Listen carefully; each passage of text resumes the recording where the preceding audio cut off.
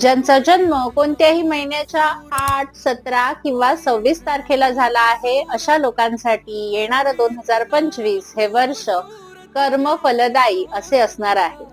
म्हणजेच तुम्ही गेल्या काही वर्षांपासून जी मेहनत केली आहे त्याचं फळ किंवा त्याचा रिवॉर्ड तुम्हाला ह्या येणाऱ्या 2025 या वर्षात मिळणार आहे.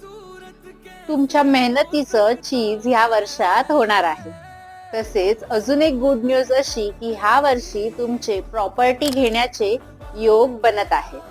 जर तुम्ही काही घर घेण्याच्या विचारात असाल किंवा एखाद्या प्रॉपर्टीमध्ये इन्व्हेस्टमेंट करण्याच्या विचारात असाल तर हे तुम्हाला फायद्याचे ठरणार आहे. पण जर तुम्ही गेल्या काही वर्षात कुकर्म केली असतील तर त्याचे फळ सुद्धा ह्या वर्षात तुम्हाला मिळू शकते. म्हणूनच स्वतःची काळजी घ्या आणि येणाऱ्या 2025 ला एन्जॉय करायला विसरू नका. धन्यवाद. जय माता दी.